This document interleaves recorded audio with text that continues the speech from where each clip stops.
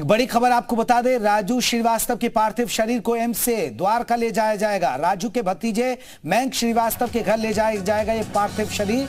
दिल्ली में कल सुबह हो सकता है अंतिम संस्कार। बताया जा रहा है कि दिल्ली के निगम बोध घाट पर हो सकता है अंतिम संस्कार।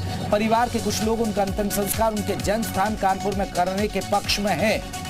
ये बड़ी खबर आपको बता दें कि जब्बार हमारे साथ हमारे सहयोगी और ज्यादा अपडेट के साथ जुड़ गए। जब्बार, खबरें हैं कि निगम बोध घाट पर हो सकता है अंतिम संस्कार, सूत्रों के हवाले से खबर है, लेकिन परिवार के कुछ लोग चाहते हैं कि राजू श्रीवास्तव का अंतिम संस्कार कानपुर में हो।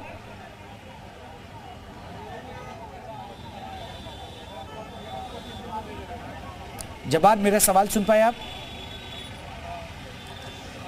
तो आपको बता दें। जी जेपी, अपना सवाल दोहराएं। जब्बार, खबरें हैं कि राजू श्रीवास्तव का पार्थिव जो शरीर है वो एम्स से द्वारका लेकर जाया जाएगा और बताया जा रहा है कि उनका अंतिम संस्कार निगम बोध घाट पर हो सकता है।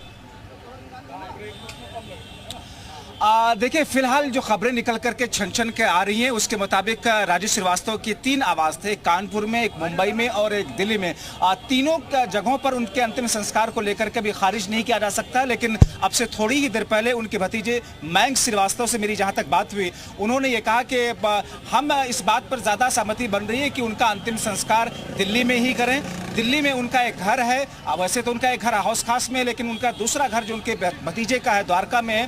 द्वारका में उनके पार्थिव शरीर को ले जाया जाएगा एम्स से निकाल करके। ये उनके भतीजे राजू श्रीवास्तव ने उसे थोड़ी देर पहले कहा। और फिर उसके बाद उन्होंने कहा कि हालांकि अभी तक विचार हमारे परिवार के अंदर चल रहा है, लेकिन द्वारका में पार्थिव शरीर ले जाएगा अंतिम दर्शन के लिए वहां पर रखा जाएगा और उसके बाद में कल दिल्ली में ही उनका अंतिम संस्कार किया जाएगा। इस किस्म की खबरें फिलहाल आ रही हैं, जो कि राजू श्रीवास्तव ने भी जिस बात का जिक्र किया।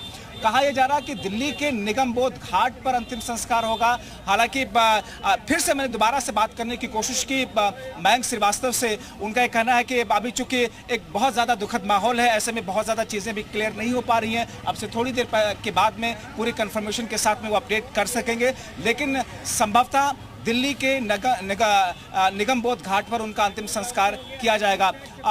कई सारे लोग, उनके परिवार, उनके रिश्तेदारों से जुड़े हुए, जो कि दिल्ली में आने का सिलसिला उनका शुरू हो चुका, चूँकि उनकी पत्नी, उनके बेटे और उनकी बेटी पहले से दिल्ली में हैं और उनके जो भतीजे हैं या दूसरे जो उनके रिश्तेदार हैं, उनके जो भाई हैं, वो लोग भी दिल्ली में मौजूद हैं, क्योंकि पिछले 40 दिनों से दुआओं और दवाओं का सिलसिला लगातार जिस तरीके से चल रहा था, ऐसे में आज ज़िंदगी की जंग वो हार गए। तो अब जो खबरें आई हैं कि हालांकि अब से थोड़ी देर के बाद माना ऐसा जा रहा है कि जो दिल्ली के यूपी के रेजिडेंट कमिश्नर हैं वो एम्स में हैं, कार्डियक सेंटर के पास में है, जहां पर उनका परिवार रुका हुआ, उनसे बातचीत कर रहे हैं। और अब से थोड़ी देर के बाद में जब वो निकलेंगे तो संभवतः वो कुछ बातें अपनी रखें, कुछ बातें अपनी शेयर करें, तो कुछ और ज़्यादा क्लैरिटी सामने आ सके। लेकिन इस बीच में मुख्यमंत्री योगी आदित्यनाथ को अब से थोड़ी देर पहले इनके निधन के बारे में जो जानकारी दी गई, मुख्यमंत्री योगी आदित्यनाथ ने परिवार से लेकर के दूसरे तमाम लोगों को सांत्वना दी और परिवार के साथ हर मुश्किल घड़ी में हमेशा खड़े रहने की बात भी कही है।